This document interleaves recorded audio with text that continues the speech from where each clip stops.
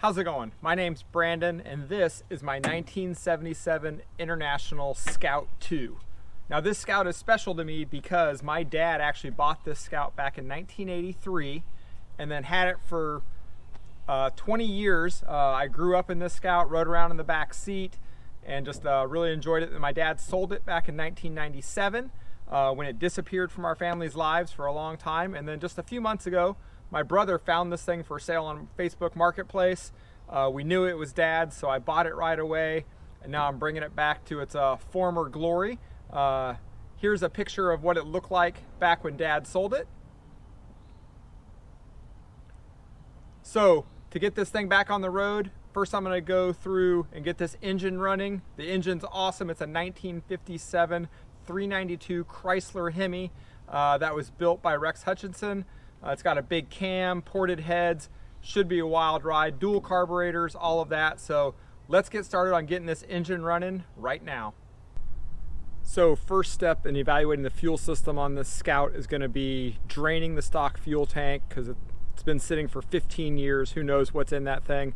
Then I'll get the tank drop down, evaluate what it looks like on the inside to see if it's worth saving before I make a decision about reviving the stock tank or replacing it. So let's get started on draining the tank, and then I'll get that thing dropped out from underneath the vehicle.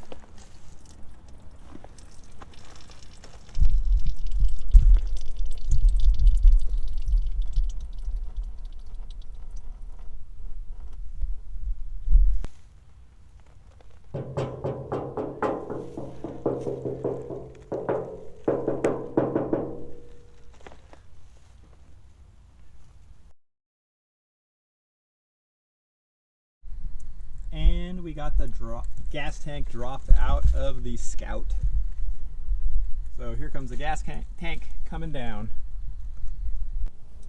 So after I got the fuel tank out, I pulled it apart, started evaluating it, and there's a baffle inside the fuel tank that's actually loose, so the whole thing's rattling around in there, which is a real mess. The fuel tank's dented really bad. You can see the dent here, rusted really bad on the outside and the inside. So with all that said, I decided to pull the trigger on a brand new 27-gallon fuel tank that I purchased. I painted the bottom black so it will hide a little bit better. Just left the top silver because you'll never see it anyway, but getting ready to install this new 27-gallon fuel tank instead of this old steel one. I can't believe how much lighter this new fuel tank is than this giant beast of a fuel tank that was in this thing. So looking forward to getting this new one installed, and I'll show you how it looks. This new fuel tank kit I got is nice. It was about $550 shipped to my house. Comes with all the fittings, new hangers, new fuel sender, everything you need. Here it is all assembled, ready to go back in the Scout.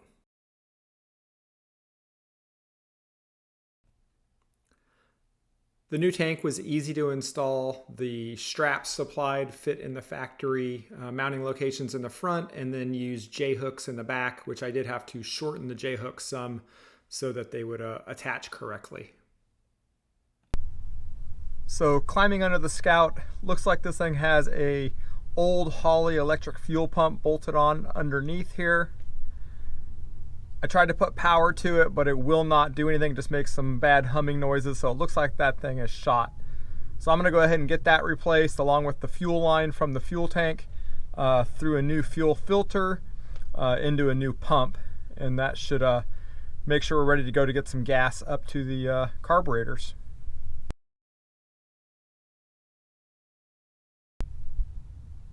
So I went ahead and replaced the Holley fuel pump with a Carter rotary pump, a pump that has good reviews that I like, just a nice factory pump for a lot of diesel trucks and stuff.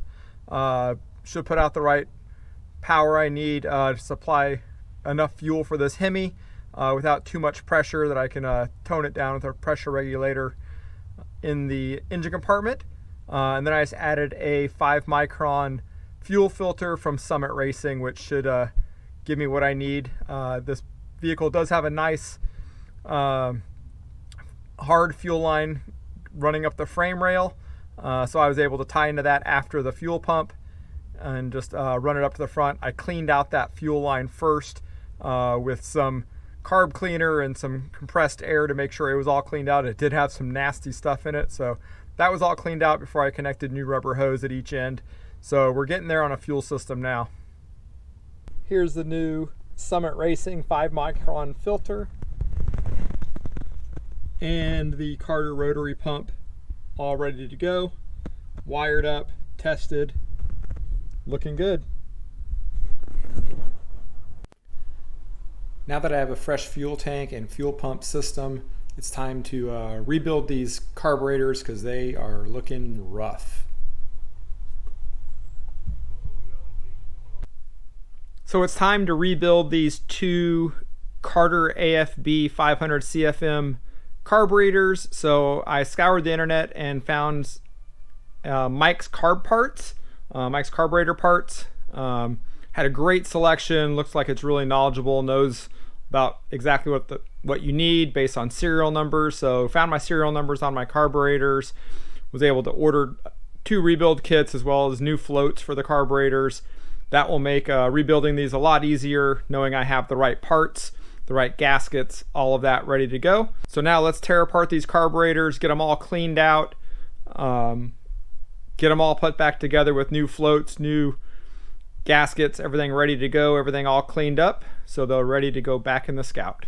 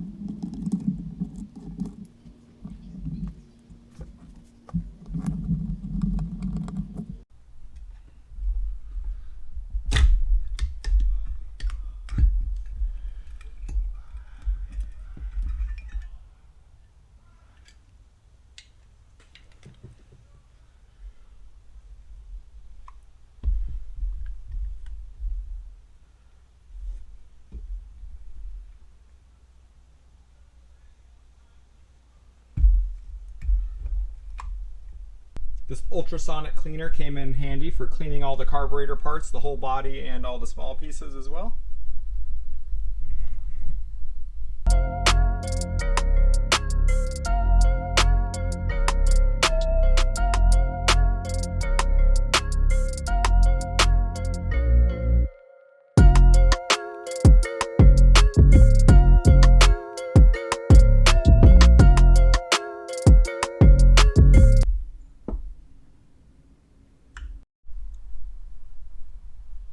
Big difference between the rebuilt carburetor and the old carburetor. Now let's get them both rebuilt. Before I can mount the rebuilt carburetors, I want to pull apart the top of the engine so I can turn it over by hand and make sure everything moves like it should before I hit it with the starter motor. With the engine sitting for almost 15 years, I don't want to risk any internal damage if something is frozen up inside the engine. I'm going to start by removing the intake manifold.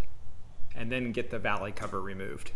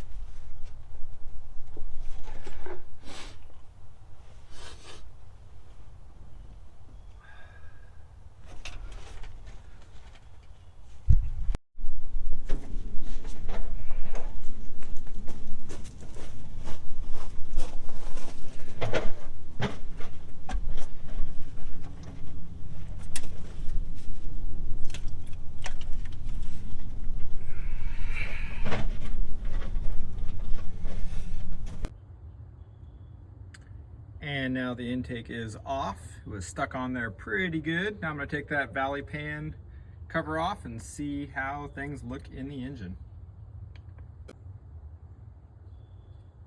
And the inside of the motor looks pretty clean. Exciting. Let's add some oil in this thing, get it all lubed up. This big 392 Chrysler Hemi is wedged in that engine compartment pretty good.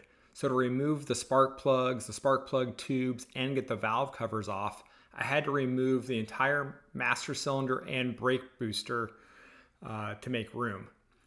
From the looks inside the master cylinder, it's going to need a good cleaning anyway. Once all that was removed, I could easily get the valve cover off the driver's side. Everything looks good under this valve cover. On the passenger side of the engine, the heater box was blocking the back two cylinders, so it had to come out in order to get the spark plugs out, the spark plug tubes out, and get the valve cover off the passenger side. Once it was out of the way, there was a lot of room to work and very easy to get the valve cover off. A few days ago, I sprayed some Marvel Mystery Oil into all the spark plug holes, hoping to loosen up any rings that might be frozen to the cylinder walls. Then I drained all the oil in the engine. I replaced the dual oil filters on the engine. I poured fresh oil all over the top side of the engine, filling the engine back up with its capacity of what it needs for oil. And I feel like the engine's ready to go. I cranked it over by hand with the crankshaft bolt. I didn't hear any crunching noises. The motor seemed like it turned freely. So let's go ahead and hit it with the starter and see what happens.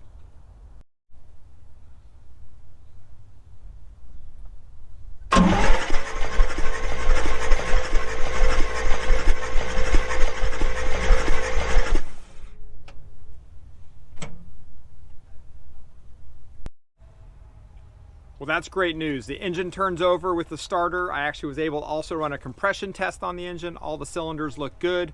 So this engine's ready to get sealed back up, and let's see if we can get this thing to start. So I'm gonna get started on sealing back up the engine, installing the intake manifold, installing the carburetors, getting the fuel lines finished, getting the linkage finished. So make sure you hit subscribe so you can see what happens if this thing fires up in the next video.